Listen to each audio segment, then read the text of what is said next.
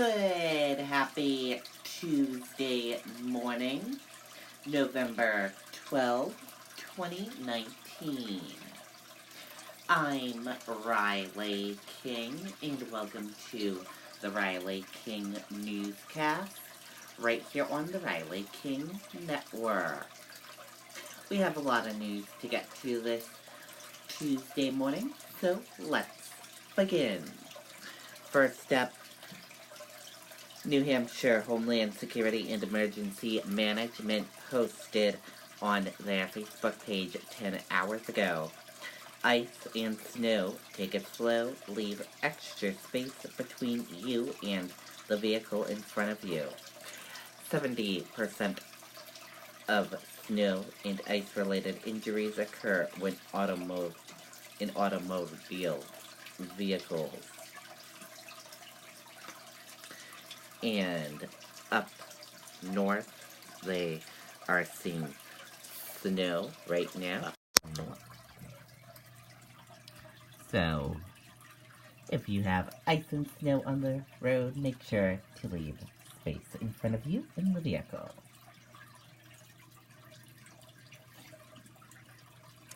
And timeline, feature ice for 9:30 a.m. up north, as you can see, on Tuesday. And here's a look at your snow forecast. Down here in the Concord and Portsmouth area, you're seeing a trace to 1 inch. In the light blue, 1 to 3 inches. In the purple, 3 to 6 inches. And then up in the pink is 6 to 9 inches. Mainly past Concord and up north will get more impact of this snow.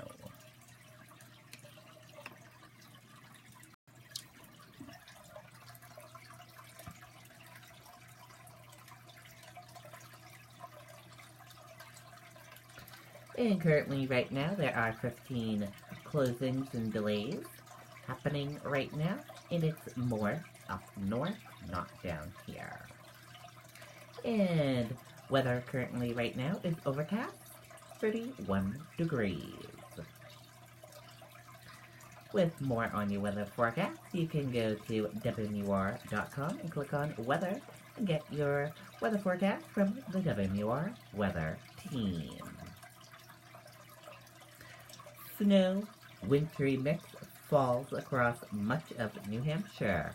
Let's take a listen to that video from WMUR News 9, Mike Cronin.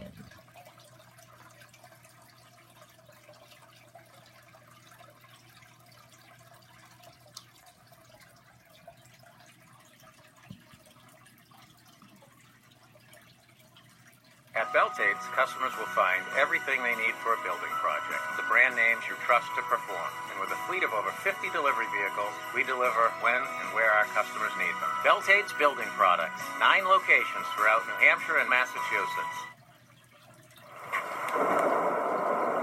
The sweet sounds of winter are grinding back into the Granite State. And truth be told, not all of us are fully prepared or dressed to deal with it. What do you mean?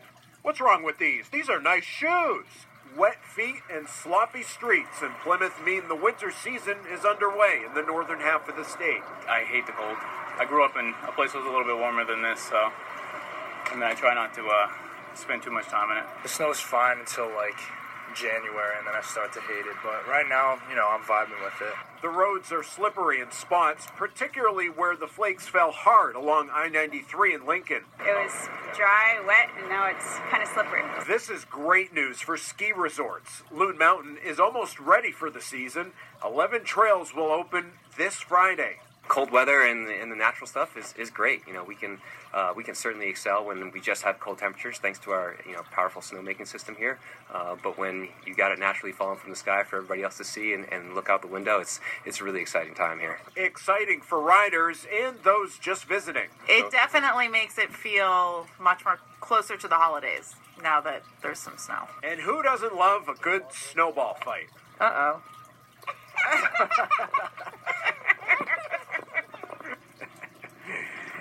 You gotta love that. People are having a lot of fun with this today. In addition to Loon, Wildcat also plans to open this Friday, and as the cold temperatures move in, that means that the mountains can make even more snow. Reporting live in Plymouth, Mike Cronin, WMUR News 9. Okay, and there you go on that video and that report.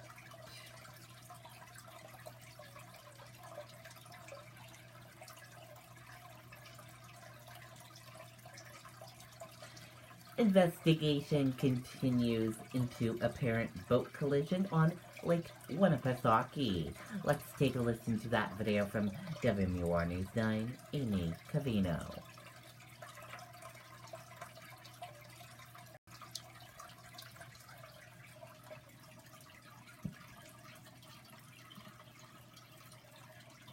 Chapel Tractor has been in our family since 1955, when great-grandfather Pearlie and our grandfather George decided to... A long weekend for several agencies, including Marine Patrol, Fish and Game, and State Police. The first distress call came in on Saturday, just after 6. First responders found a 20-foot sea ray adrift off Bear Island. A woman suffering from head injuries, and the operator who had been killed. As part of that investigation, assessing the boat that we had recovered, we felt that boat probably struck either another vessel or some type of structure. Search teams were back out Sunday morning with the advantage of daylight, a helicopter, and divers. We had some debris that was located, and as a result of that, we were able to match that up with a boat that was reported missing, also from the Bear Island area. Bear Island is the second largest island here on Lake Winnipesaukee. There are 262 of them, this one accessible only by boat. Locals tell us one of the boats involved in this weekend's crash is still submerged in nearly 50 feet of water. Anything is possible. Something caused the boat to sink, either the crash or possibly the shaft fell out. Jonathan Wixon says he knows both of the men who were killed, but official identification is being withheld until later this week. The body of the second boater was discovered Sunday by divers. The whole community, I think, is really sensing a loss. The boating community is a tight-knit community, and this is a catastrophic loss for everybody. Certainly our hearts go out to the families and everyone that this impacts. This is a tragedy. In Meredith, Amy Cavino, WMUR News 9. Okay, and there you go on that video and that report.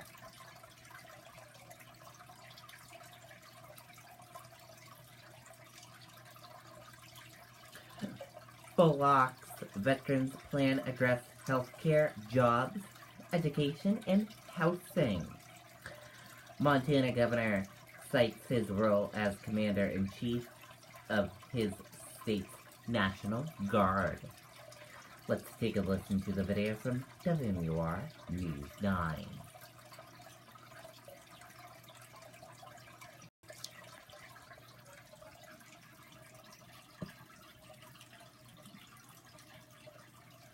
We're here today to tell you good folks about Cozy Cabin Rustics Furniture and Mattress Bargain Barn. We carry all types of furniture, including American-made Adirondack and real logs, hardwoods, and reclaimed barn boards to build our quality furniture. Now at 3 convenient locations. Hey, up. This is the most important election of my lifetime. Montana Governor and Democratic presidential candidate Steve Bullock told voters at a Bedford House party the race will be won in Iowa, New Hampshire, South Carolina, and Nevada. What really has always been the early states is not debates, it's not these national polls. He says the possibility of late additions on the campaign trail, like former Massachusetts Governor Deval Patrick or former New York City Mayor Michael Bloomberg, shows a determination to put a Democrat in the White House. There's a national conversation about who can actually beat Donald Trump. Maybe we should actually look at somebody who's won in a Trump state. Voters getting to know the candidates in the final 3 months have this reaction to possibly expanding the field. I'm having trouble keeping up with the ones we have.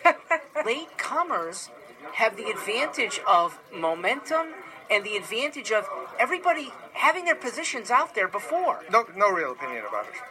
I like the top guys. I still haven't decided, but this is a very impressive candidate right here. And Steve Bullock will file for the primary tomorrow morning on the historic Stephen Bullock desk, named for the New Hampshire lawmaker who proposed the bill to establish the primary. Monica? Okay, and there you go on that video and that report.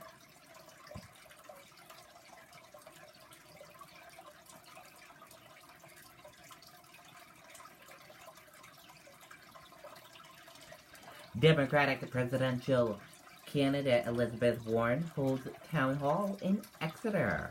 Let's take a listen to that video from WMUR News 9, Charisse LeClaire.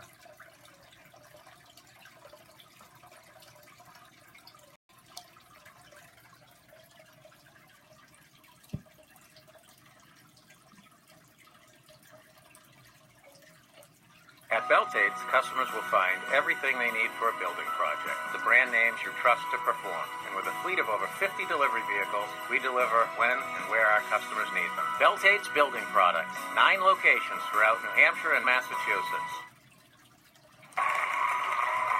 Elizabeth Warren delivered a speech and took 3 questions from the audience at Exeter High School today, including how she would pay for her Medicare for All plan. And the answer is pretty straightforward. You ask the top 1% to pay a little more. You ask the big corporations to pay a little more, and you squeeze down hard on the tax cheats. Those 3 things will give us the $11 trillion we need to be able to pay for it. On the campaign trail, competition seems to be heating up. A Quinnipiac poll released today shows Warren polling 4 points behind Joe Biden in New Hampshire, but a CNN UNH poll from last month shows Warren ahead of rival Biden, 18% to his 15%, and Bernie Sanders ahead of both of them with 21%. As candidates jockey for position, some are calling comments made by political rival Joe Biden sexist when he described Warren's ideas as elitist, angry, and condescending. Asked today if she thinks the comments were sexist. I think that you should ask Ken about that. For me, this is really talking about to all the little girls who came up just now and who've done pinky promises, is that we're here. We're strong, and we have strong views. Biden clarified his comments while filing for the New Hampshire primary on Friday. I wasn't referring to Elizabeth Warren as being elitist. I said the American people out there. They understand what's going on, and they don't like being instructed on what they should believe and what they don't believe. Warren has several more events scheduled in New Hampshire on Wednesday. She will also file for the New Hampshire primary on that day as well. In Exeter, Charisse LeClaire, WMUR News 9. Okay, and there you go on that video and that report.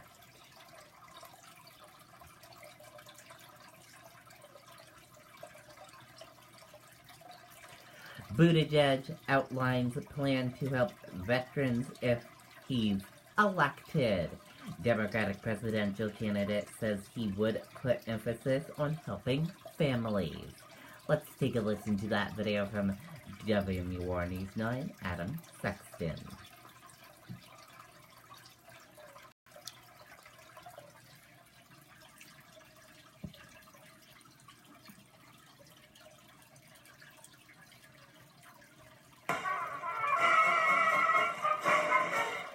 Veterans Day, the leading veteran candidate in the Democratic primary race honored service and sacrifice at the State Veterans Cemetery in Boscawen.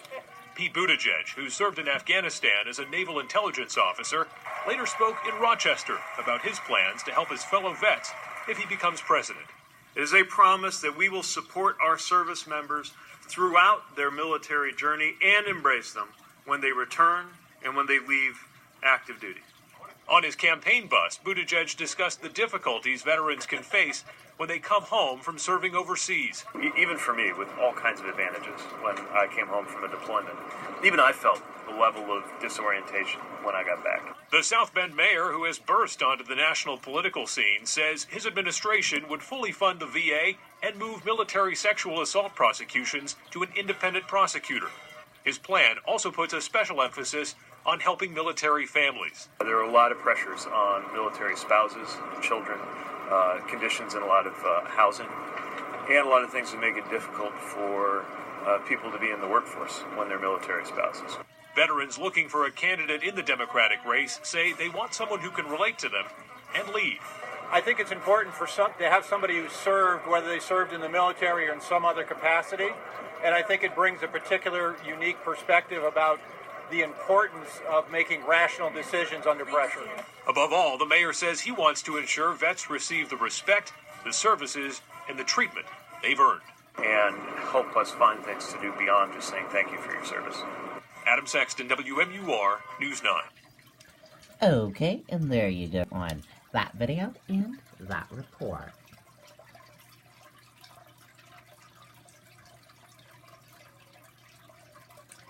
And now let's take a look at your 2020 New Hampshire candidate tracker for today. And here's a look at that 2020 New Hampshire candidate tracker for all of you today. We have 2 candidates in New Hampshire today. The first candidate we're going to talk about, Steve Bullock. He will be filing for the New Hampshire primary at the State House in Concord, New Hampshire at 9 a.m. And Tom Steyer is also in New Hampshire today. He has 2 events today in New Hampshire. He'll be filing for the New Hampshire primary in a rally outside the State House in Concord, New Hampshire at 2 p.m. and then a town hall in Manchester at 6:30 p.m. Those are the 2 candidates that are in New Hampshire today.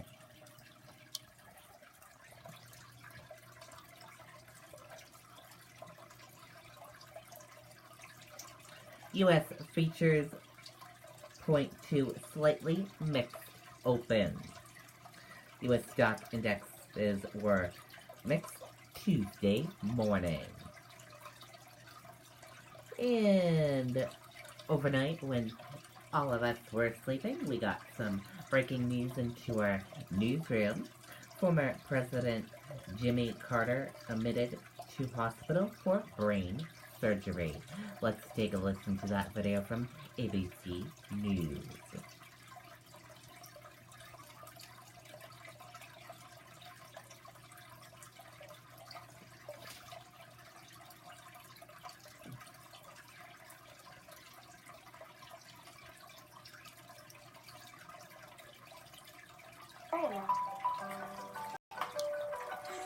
Who had better, Emma? Answer to new. I'm going to be president. And the winner for president is Emma Williamson. I'm going to start a juice bar. Emma, the numbers are looking really good. You're going to start a juice bar. At U.S. Bank, we believe hard work works. And for everyone working toward a goal, we're here to help.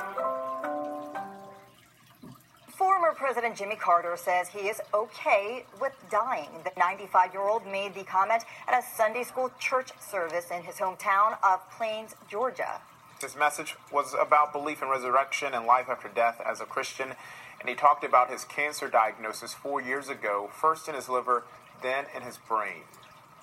Well, I assumed naturally that I was going to die very quickly. And I obviously prayed about it. I didn't ask God to let me live, but I just asked God to give me a proper attitude toward death. And I found that I was absolutely and completely at ease with death. Mr. Carter said his only concern about dying was missing his family, but he realized that as a Christian, he would see them again. Okay, and there you go on that video and that report.